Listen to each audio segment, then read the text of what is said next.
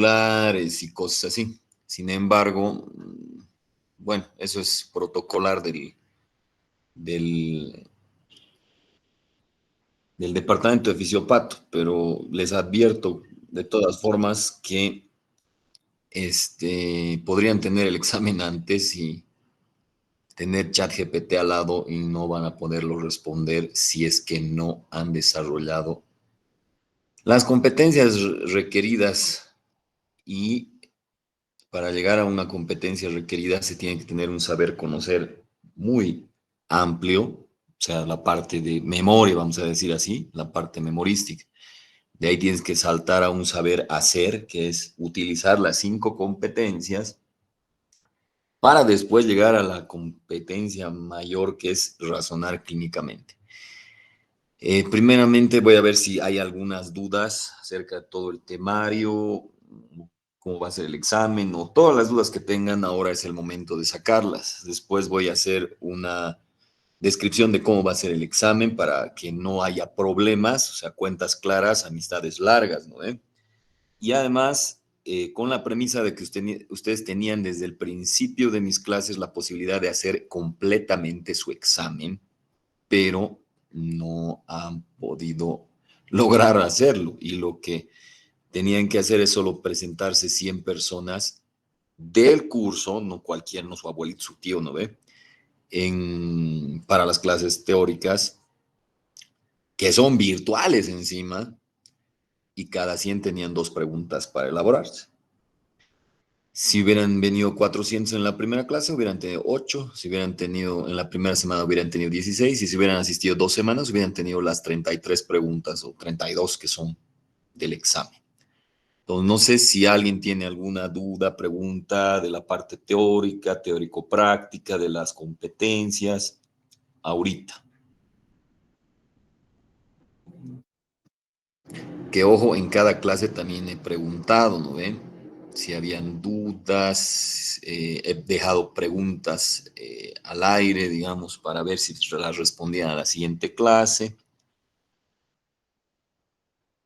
Bueno, si no hay dudas, preguntas en ese sentido, vamos a la parte que es la descripción del examen. ¿Sí? ¿Qué dices, Gabriel? Doctor, buenas tardes. Una consulta, por favor. ¿Será que me pudiera ayudar a la diferenciación de la patología clínica y una patología quirúrgica, por favor? No te escucho mucho, no te escucho casi nada. No sé por qué. Eh, Ahora, doctor, Más o menos. A ver, ¿qué me dices? ¿Qué me has preguntado?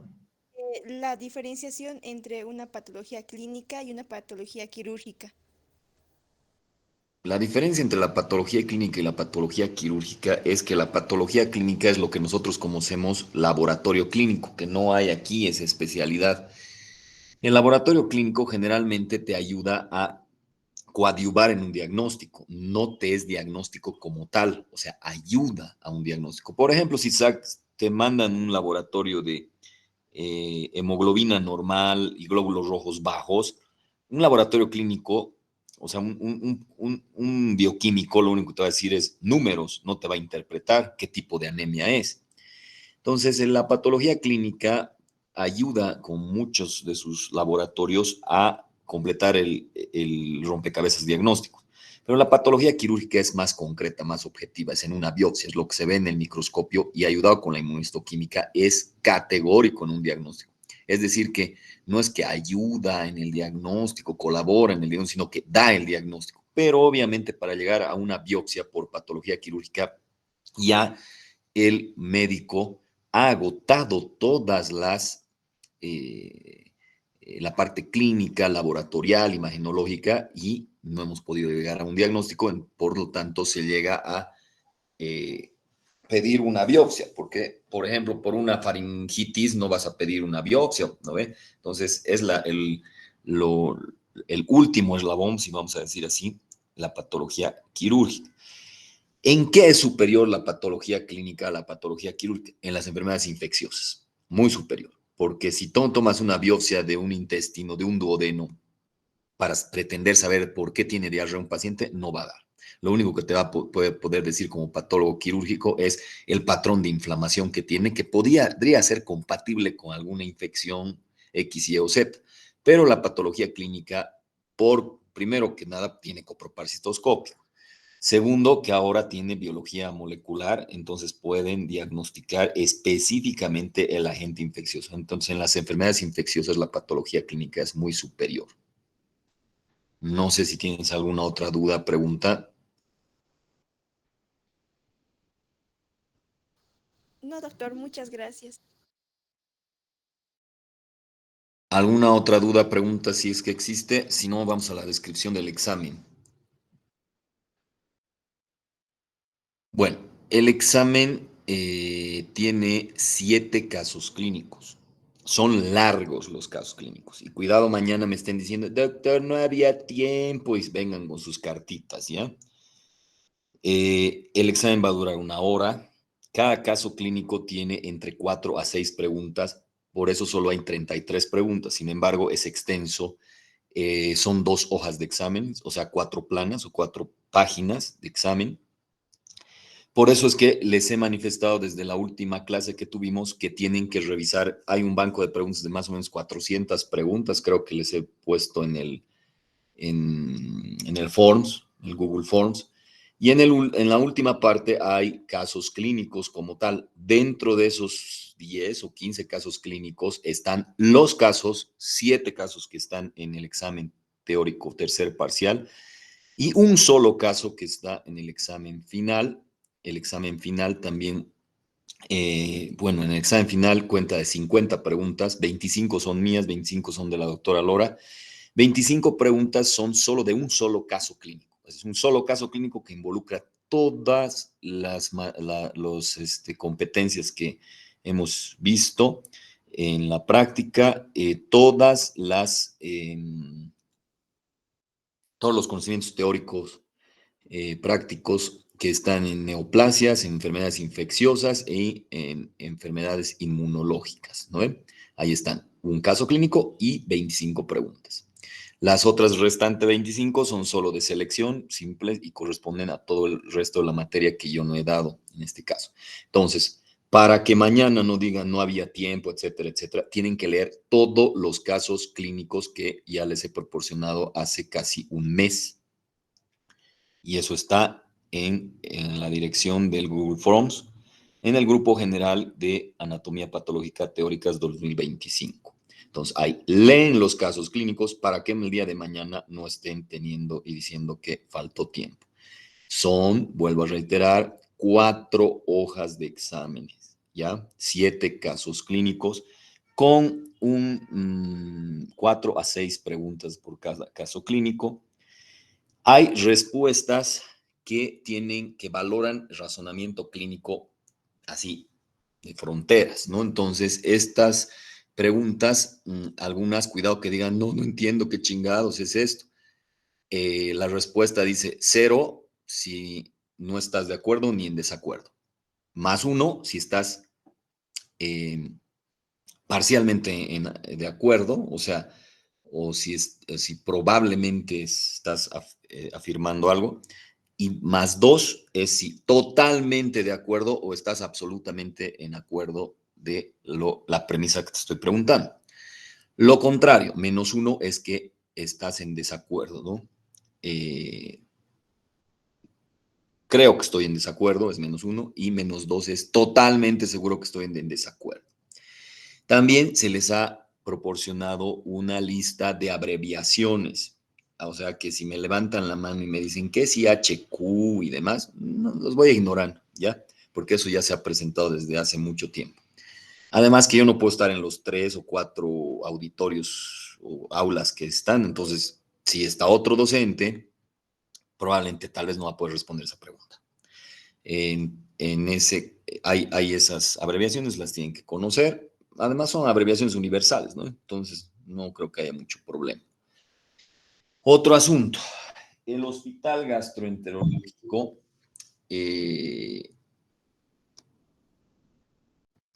va, por si no se han enterado, digamos, va a va a hacer trasplante hepático.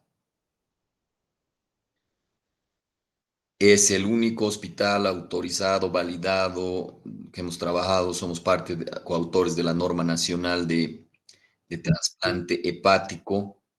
Entonces es algo que tiene relevancia para todo Bolivia y más, y también para nuestro departamento. Es por eso que 3 de los casos clínicos de los 7, vale decir que más o menos más del 40% del examen, va a ser tomado de la parte de trasplante hepático, para lo cual igual se les ha proporcionado las diapositivas de trasplante hepático, ¿no? En el grupo general eh, del año de teórica. Leer muy bien esta parte porque C4D no es lo mismo que CD4, por si acaso, que he visto eso que muchas veces se han equivocado. El C4D es del complemento que viene de una respuesta inmunitaria humoral porque viene secundaria a inmunoglobulinas o anticuerpos. Y la inmunidad humoral tiene que ver con el CD20, los linfocitos B. Ahora, el CD8 viene de los linfocitos T, porque saben que CD2, 3, 4, 5, 6, 7, 8 son T. Y al venir de linfocitos T, implícitamente te está diciendo que viene de una respuesta celular. Entonces, es sumamente importante detectar post-trasplante un hígado. Si es un daño por isquemia, reperfusión, que también eso está en capítulo 2, lesión por isquemia, reperfusión, no está del hígado, pero sí está del corazón. O se trata un daño por fármacos o se trata realmente de un rechazo agudo humoral o celular o de los dos, humoral y celular. En todo caso, marcaría CD8, CD4 y C4D, ¿no? Hay, eh, ¿cómo se llama? He dado unas pautas, unas reglas mías sobre las nomenclaturas de las neoplasias. Es fundamental entender un prefijo, un sufijo, o sea, cómo se le dice a un cáncer u otro, porque después metemos la pata si no entendemos esto y volamos estómagos que no tenían que ser volados, cortamos piernas que no tenían que ser cortadas, y estoy hablando del diario vivir del gastro, porque el gastro, con su laboratorio de anatomía patológica, ve los casos del Vietnam, del materno, del pediátrico, del norte, del sur, de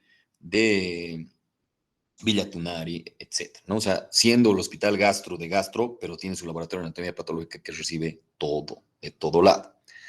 Entonces es fundamental y hemos visto esta deficiencia que año tras año tras año se va repitiendo en residentes, en internos, en médicos de base, en cirujanos, en oncólogos, aunque no crean. Entonces, generalmente donde hay la dificultad es en las excepciones a las reglas, porque hay reglas, ¿no? OMA, carcinoma, sarcoma, cisto, papilo, etcétera, ¿no? Todo lo que ya deberían hasta ahorita, en esta hora, dominar, ¿no?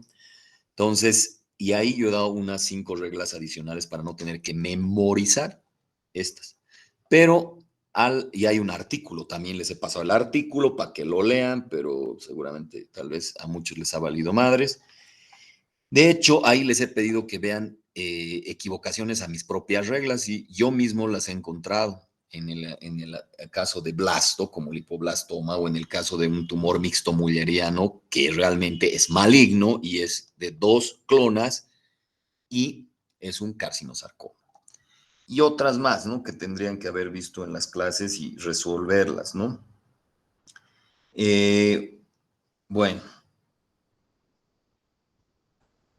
los casos que generalmente a los que nos enfrentamos, yo le llamo casos de Doctor House, que son complicados y que después de 20,000 cosas nadie los resuelve y se muere nomás el paciente y luego los resolvemos nosotros con una autopsia, es porque se hace a través del método de patrón y no a través del método hipotético deductivo.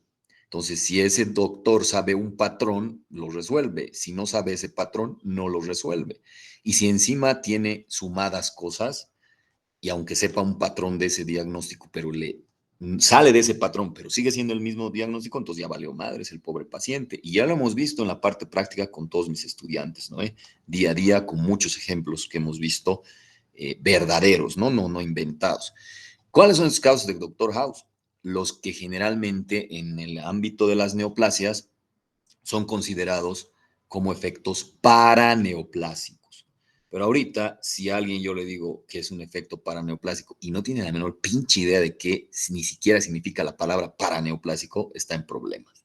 Entonces, los casos de Doctor House que son complicados así, que son efectos a distancia del tumor, que no tienen que ver nada con efecto de masa ni efecto de metástasis. Entonces, esos casos, por ejemplo, te podrían manifestar una hipoglicemia o una hipertensión arterial en un paciente y tú, si vas a hacer el diagnóstico de patrón, le vas a dar su inhibidor de la IECA, ¿sí? Y listo, y lo vas a mandar a su casa, haciendo que en realidad tenía un carcinoma de células pequeñas de pulmón que está manifestando como efecto paraneoplásico de hipertensión arterial. O tenía un leiomiosarcoma retroperitoneal, pero vino motivo de consulta porque se desmaya, le haces una glicemia y tiene hipoglicemia y estás queriendo curarlo con Coca-Colita y azúcar, ¿no? O con cafecito y Coca-Colita al paciente porque tiene hipoglicemia. En realidad tiene efecto paraneoplásico por un leiomiosarcoma, ¿no?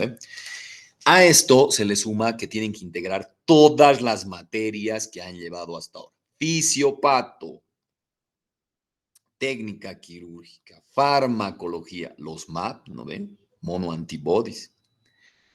Tienen que integrar muchísimo la materia troncal, que me voy a cansar de decir que este año es en realidad, no es la que se tiran más, porque si es la que se tiran más, entonces la troncal en este examen mañana va a ser anatomía patológica, ¿no? Entonces no, es semiología, tienen que integrar eso. Ahí, he visto en su libro de semiología, está tal cual el síndrome que te da una hipoglicemia por un tumor, u otros también, y tiene nombre y nombre propio y apellido.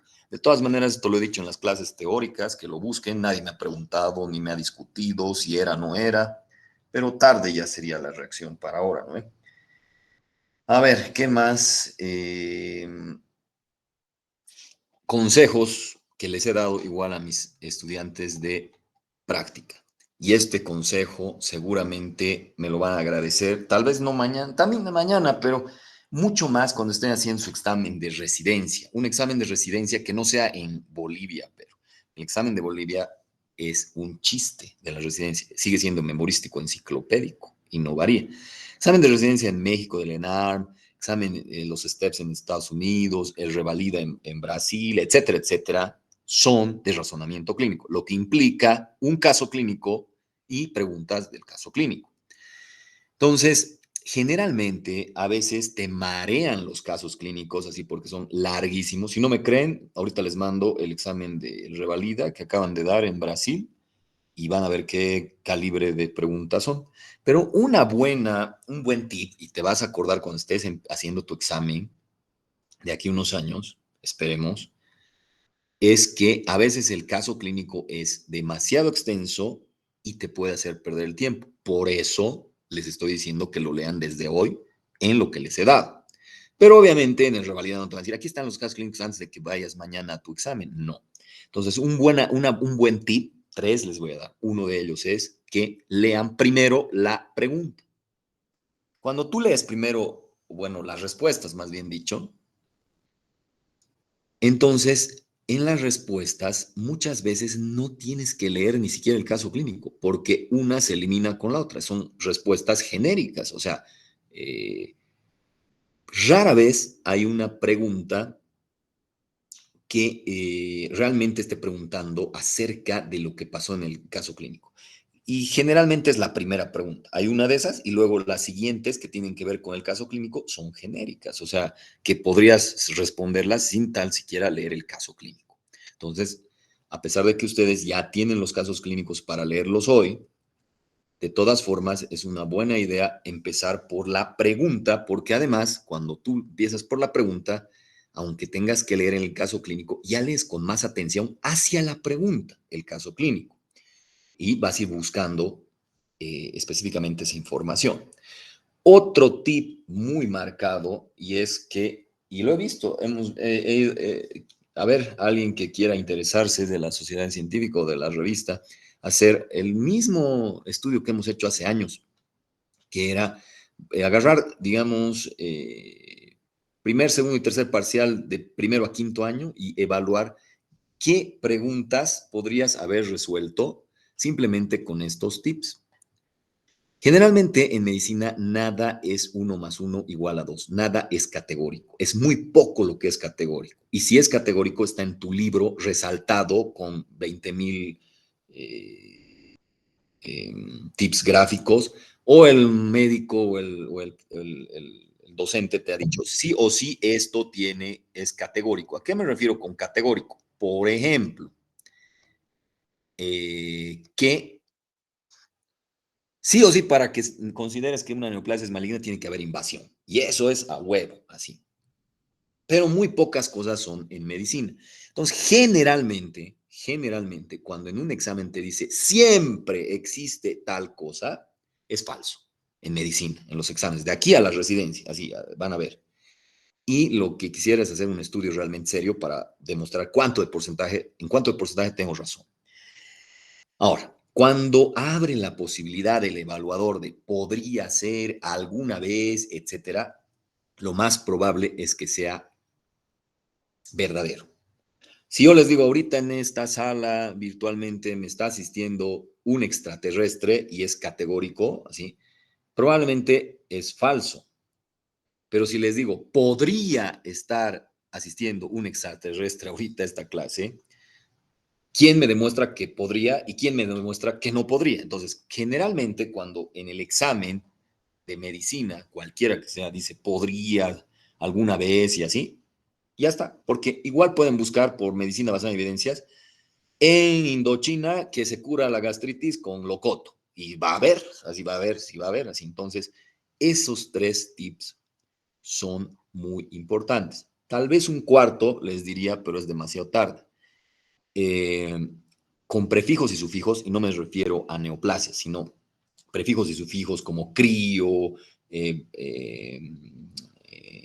leuco, o sea, palabras que están antes de la raíz de una palabra o posterior, a veces, y eso lo habíamos comprobado hace años, que el 33% de los exámenes se podía resolver sin haber leído una letra de la parte teórica, o sea, no habías estudiado nada, pero sabías como 20, 25 prefijos y 20, 25 sufijos en medicina, y generalmente eso está en libros o en diccionarios médicos o en la parte posterior de algún libro de semiología, ¿no? El prefijo y sufijo.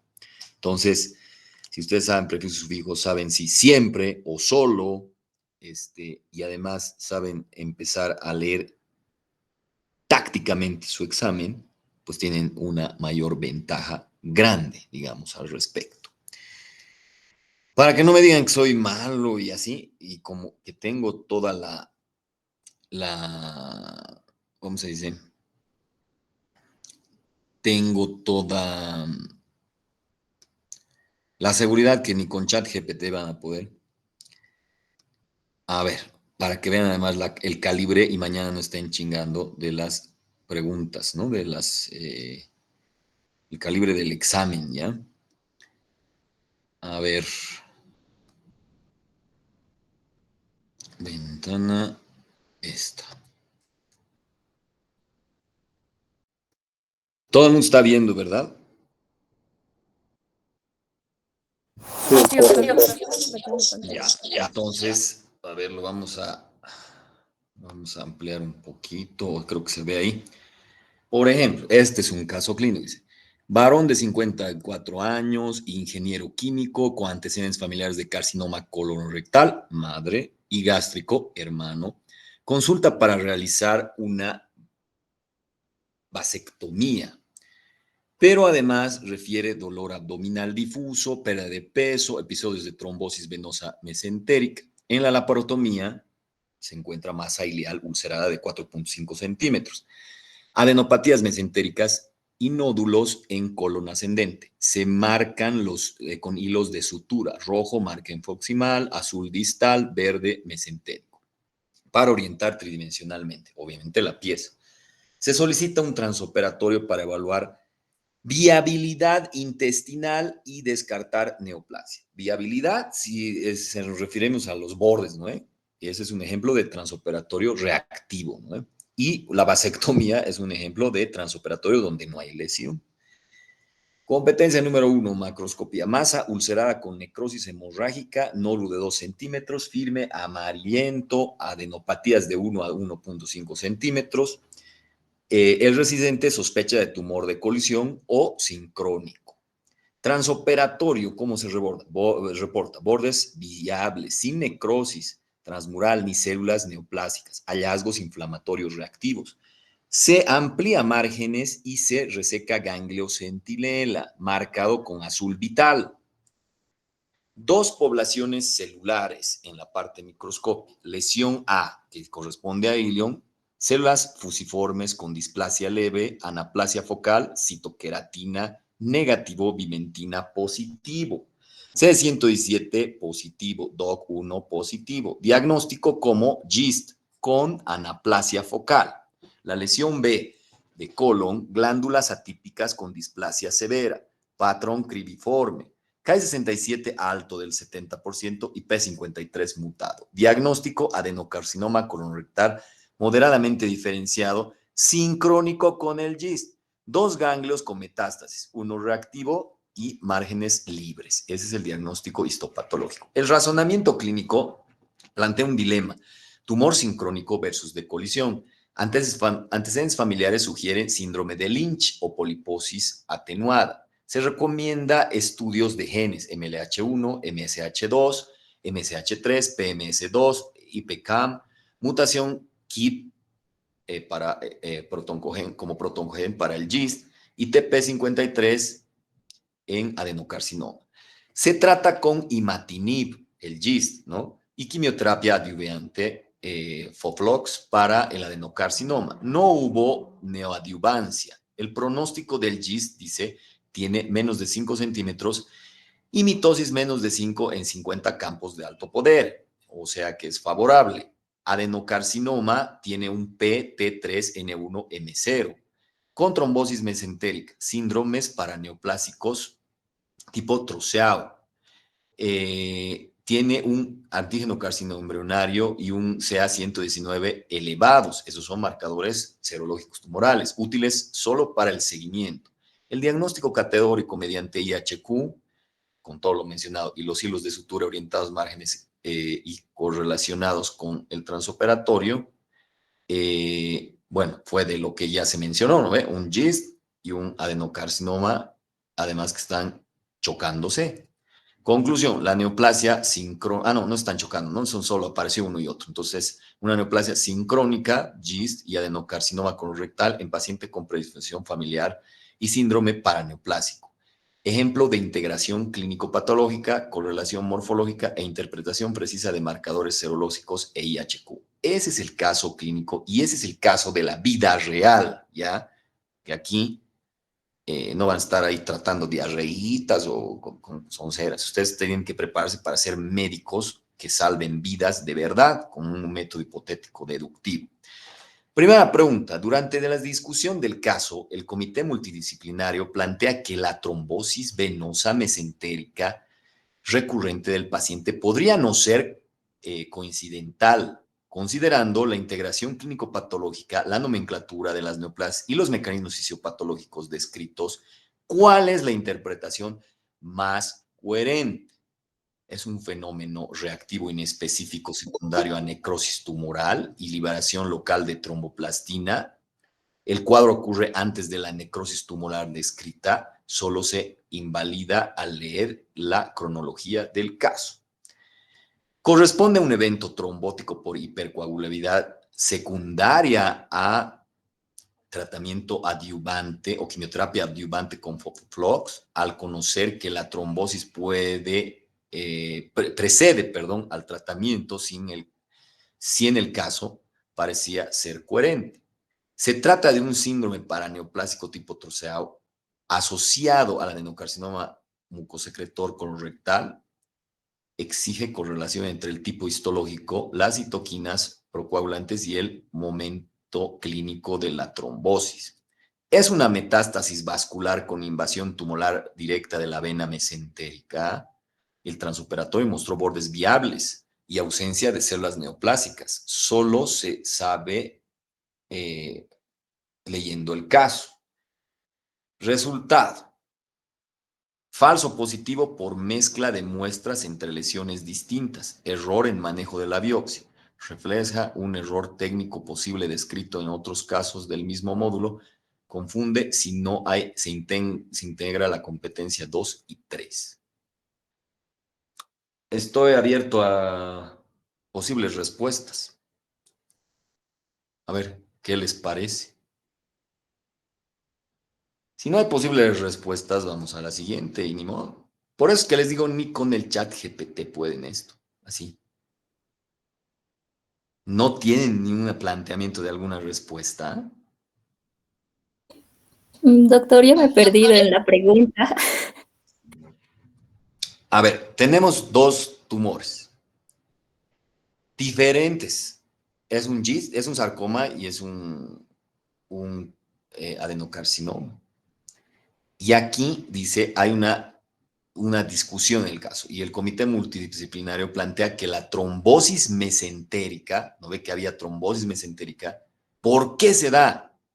Dice, o sea, porque se da varias veces esta trombosis mesentérica y piensan, o sea, están preguntando si es por una coagulopatía, si es por una metástasis, si es por un efecto paraneoplásico.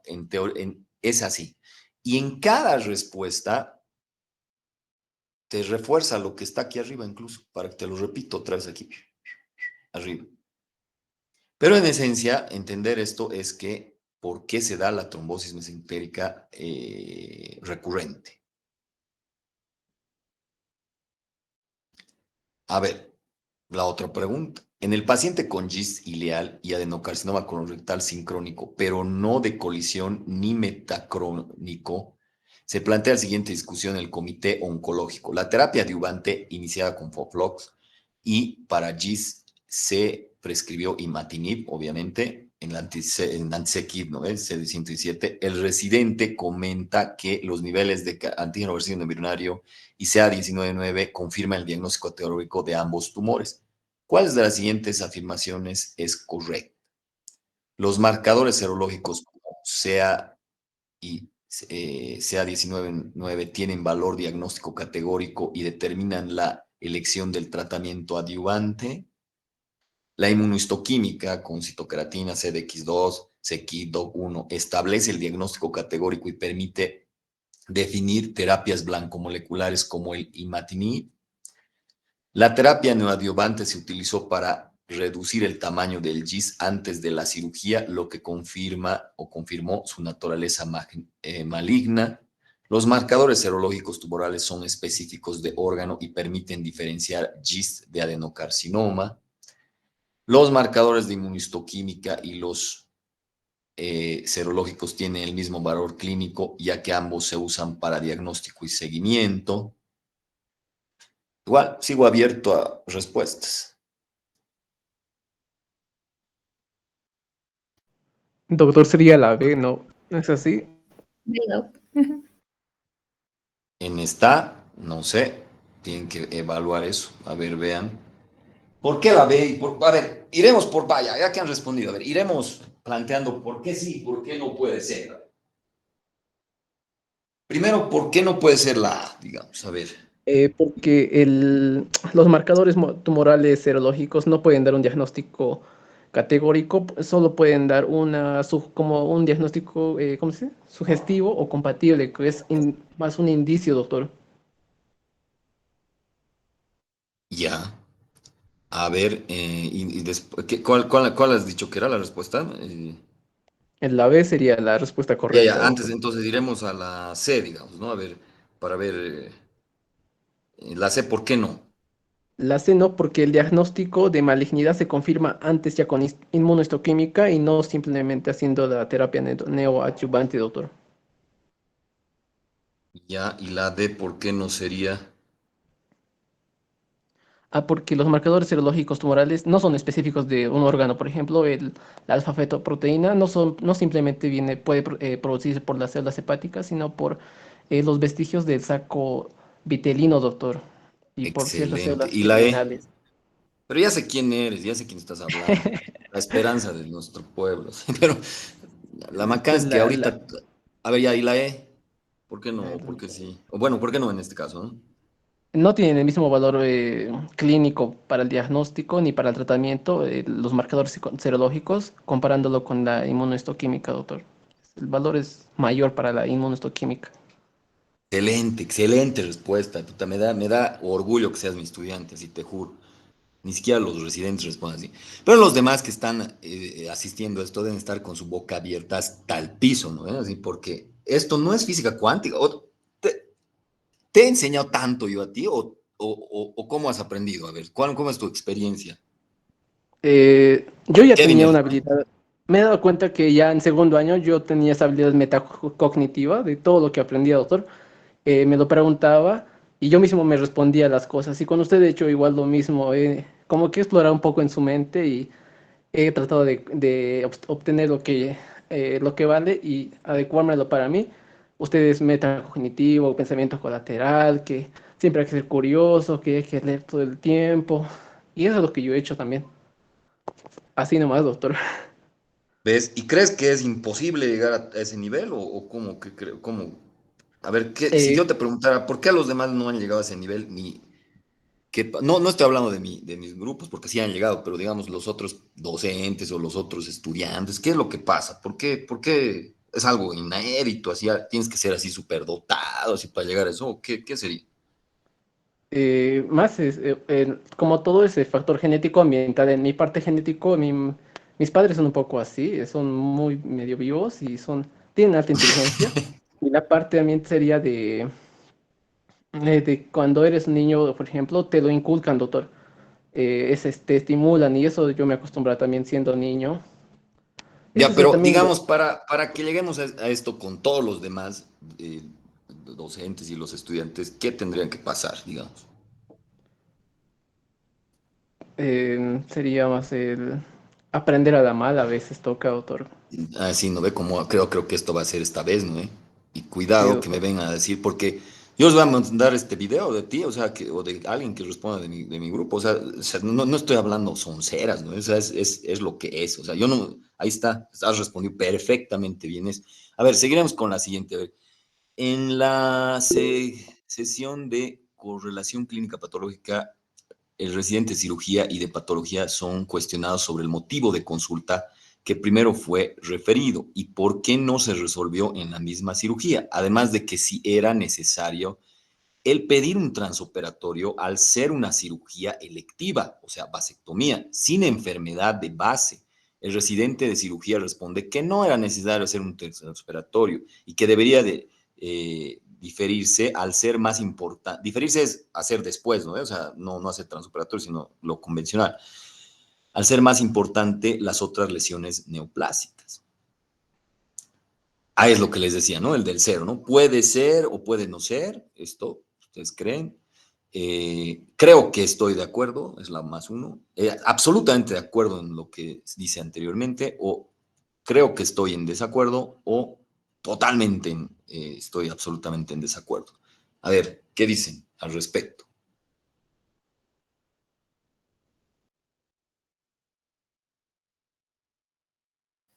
¿Cómo es nada? Desacuerdo, ¿Solo en desacuerdo o en totalmente desacuerdo? ¿O en en absoluto? totalmente desacuerdo. ¿Por qué? Excelente, pero ¿por qué? Porque usted dijo de que, bueno, me acuerdo que usted dijo en la clase de que era para ver si realmente, para poner como en una hoja de como tal, de que le han sacado, que le están quitando esa parte del cuerpo a cierta persona para que así después no le demanden al cantante, creo Eh, que dijo. Bueno, eso te acuerdas por el ejemplo, digamos, ¿no? Pero la esencia de esta pregunta es si hay transoperatorios cuando no hay lesión y si son necesarios. Y la respuesta es Es sí hay, necesario. no hay ninguna lesión y entonces ahí está. Solo que la pregunta marea, ¿no? O sea, pero tienes que estar bien claro para este momento sobre esto, ¿no? A ver, durante una cirugía de resección iliar y colónica por sospecha de neoplasia eh, sincrónica, el cirujano coloca 3 hilos de sutura para orientarlo, rojo en el margen proximal, azul y la. Sin embargo, el residente olvida consignar la correspondencia de colores en la hoja de solicitud y los márgenes se procesan, perdón, sin identificación precisa.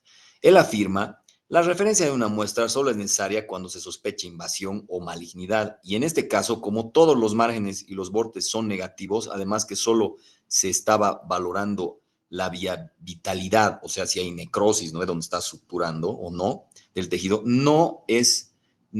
no así infiltración neoplásica, no sería un requisito técnico y un diagnóstico fundamental.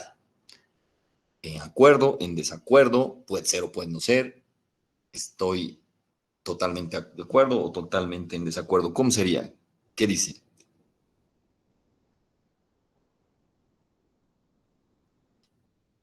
En total desacuerdo, Doc.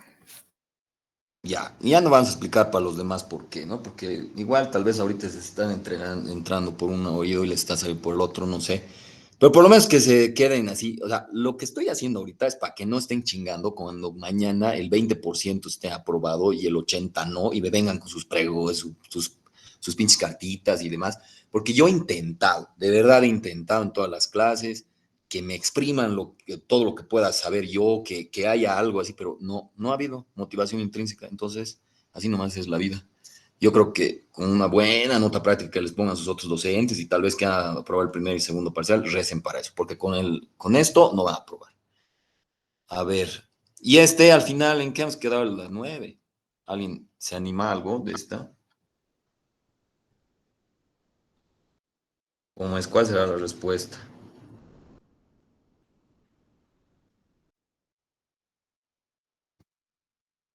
¿Nadie se anima? ¿Cuál saben que está incorrecta? A ver, iremos por eso. Esto de la trombosis mesentérica es por síndrome paraneoplásico, es por metástasis, es por coagulopatía, es por inflamación. ¿Por qué será? ¿Es por los medicamentos? ¿Por qué será? Esa es la esencia de esa pregunta ahí. Por coagulopatía podría ser, doctor. Pero, ¿y la coagulopatía sería por qué? ¿Por algún tratamiento o por qué? Creo. Ah, no. No sé, alguien ha Doctor, levantado en la este mano. caso, Sí, dime. la coagulopatía sería por una mutación en el factor 5 de la coagulación, eso puede llegar a ser, pero también los tumores que son gástricos en Pero este caso. ¿dónde está la Ya mutación son- del coso? ¿Dónde acaso dice por ahí eso? Sí, pero teniendo en cuenta lo que es el cáncer gástrico y el cáncer de páncreas, con las mucinas que van a tener la secreción de lo que va a ser el tumor, se puede llegar a ver un evento tromboembolítico. Por Ya, eso ¿y fue eso cómo que se llama, los pues? cánceres van a ¿Cómo se ser llama síndrome él? de Trousseau. Ah, no ve. Ya. Entonces, así es el calibre, ¿ya? A ver, si quieren, ya está, les regalo uno más, si quieren, ahí está, mira. Paciente de 58 años, varón. A ver, un ratito, espérame.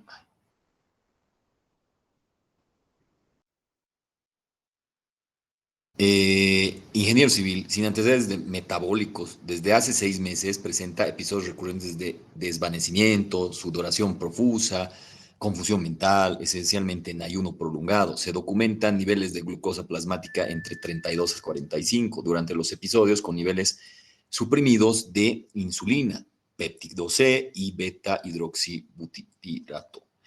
La TAC abdominal revela una masa retroperitoneal de 2 centímetros heterogénea con áreas necróticas y calcificaciones. No hay metástasis pulmonares ni hepáticas. Se realiza resección quirúrgica amplia con márgenes orientados mediante hilos de sutura rojo y así. Macroscópicamente es una masa firme, blanquecina, con áreas hemorrágicas. En la superficie de corte se observan fascículos entrecruzados y focos con necrosis. Bordes quirúrgicos teñidos por el cirujano para orientación. Microscopía, proliferación de células fusiformes con núcleos alargados, atipia moderada, mitos 8 en 10 campos de alto poder, áreas focales de necrosis, inmunistoquímica, actina, desmina, positiva, CC100, positivo también, citoceratina, CD34, y C30, no, perdón, ¿cómo es? Actina y desmina positivas, S100 y citoqueratina y CD34 negativas. Ki67, 30%, P53 mutado, diagnóstico categórico de leiomyosarcoma retroperitoneal de grado intermedio. Los síntomas se atribuyen al síndrome de Dodge-Potter. Por eso les decía, busquen, ¿no? los nombres de los síndromes. Comprobado por ensayo por inmunoabsorción ligado a la enzima IGF-2 elevada 3.5 por encima de lo normal. Tratamiento y pronóstico, el paciente recibe terapia neoadyuvante, para eso tienen que saber qué es adyuvante y neoadyuvante, ¿no? Con doxirubicina y ifosfamida por tamaño del tumor de menos de 10 centímetros. Más de 10 centímetros. Y la localización retroperitoneal con reducción del volumen tumoral. Posteriormente, la cirugía con márgenes negativos por alto riesgo de recurrencia local se indica radioterapia adyuvante y los factores pronósticos son desfavorables. Tamaño más de 10 centímetros, Ki67 más de 20, necrosis tumoral, mutación de P53 y los favorables son márgenes quirúrgicos negativos, ausencia de metástasis, respuesta parcial a la neoadyuvancia. Errores predictivos, o factores predictivos, perdón. Expresión de IGF-2 va a dar una respuesta a terapia blanco-molecular al inhibir el IGF-R, o sea, el receptor de este, ¿no? P53 mutado, resistencia relativa a antraciclinas, orienta a terapias experimentales, porque ya les dije en una clase, a ver, busquen si hay una anti-P53, ¿no? Como un MAP, y sí hay. Marcadores tumorales versus inmunistoquímicos. Los marcadores serológicos IGF-2 y LDH son coadyuvantes, útiles para el más útiles incluso para el seguimiento y monitorización que para el diagnóstico, ¿no ve? Marcadores de inmunistoquímica, actina, desmina, Ki67, P56, son categóricos y definen el tipo histológico, grado y pronóstico. La distinción evita errores como considerar la IGF-2 diagnóstico primario. Solo orienta la fisiopatología paraneoplásica. En realidad ahí te estoy dando una clase de lo que es esto, si lo entiendes, pero está muy resumido, muy sintético y muy técnico. A ver, el síndrome de Dodge-Potter es un síndrome paraneoplásico que explica los síntomas. Hipoglucémicos se atribuyen a secreción ectópica de IGF-2 por el tumor, confirmados por ELISA, porque está elevado a 3.5, ¿no? La C, IGF-2 elevado, demuestra un síndrome paraneoplásico hipoglucémico no mediado por insulina que remite tras la resección tumoral. No sería considerado un síndrome paraneoplásico si se tratara de un tumor primario neuroendocrino, como por ejemplo un insulinoma. Ninguna es falsa. Abierto a respuestas. Si quieren que debatamos esta pregunta, si no, siguiente, digamos. Doctor. No. Porque ya, ¿y por qué no es B? ¿O por qué no es C? ¿Por qué no es D? Más que todo me basó porque como tal el síndrome de Joy-Potter tiene el tumor de fibroma único, creo, que es prácticamente que secrete, que active al factor de crecimiento similar a la insulina y este va a hacer hipoglucemia en el paciente. Correcto, pero ¿y por qué no es también que la hipoglucémico se atribuye a secreción ectópica de IGF-2 por el tumor confirmado por ELISA con elevación de 3.5 por encima de lo normal?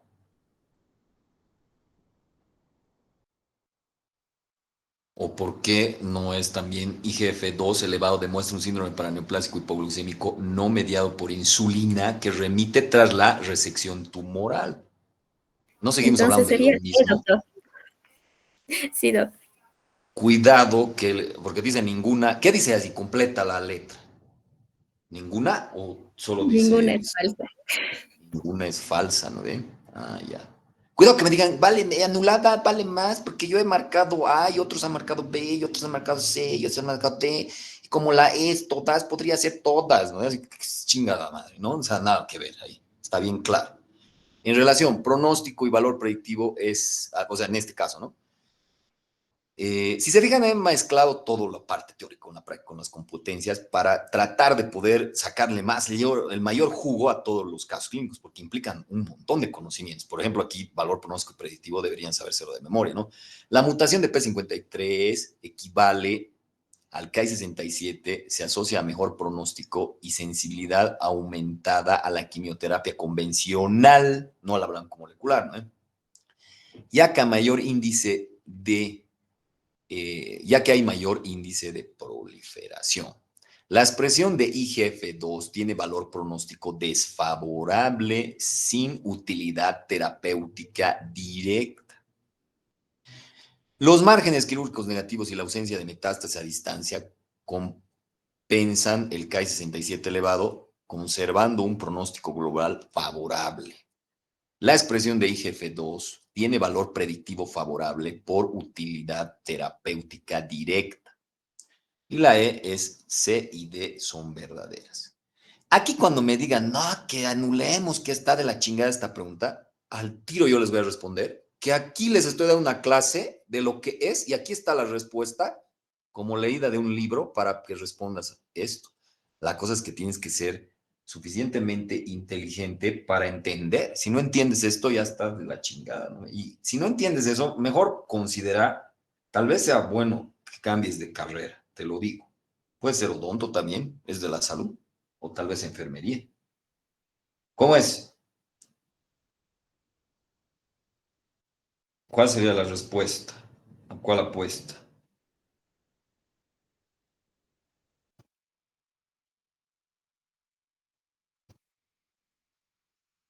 Bueno, lo dejamos ahí pendiente. ¿Alguna duda, pregunta, observación, alguna cosa más que quieran tocar al respecto?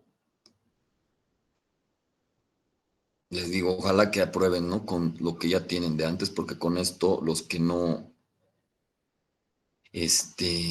no han ido paso a paso y pretenden estudiar en la noche de exámenes pasados, alguna cosa así, les deseo, les doy la bendición, los santos óleos. Bueno, si no hay más dudas, preguntas, mañana es el examen a las 12. Preséntense si pueden un poco más temprano para que ingresen, porque no sé qué van a hacer, les van a revisar, no sé, de aquí a acá. A mí no me importa, porque igual podrían meter su libro, podrían meter chat GPT, podrían ser en grupos, pero que no involucren a mis estudiantes, ¿no? De práctica. Igual, ahí va. Bueno, chicos, si no hay más preguntas, dudas, nos vemos algún día. Chao, chao.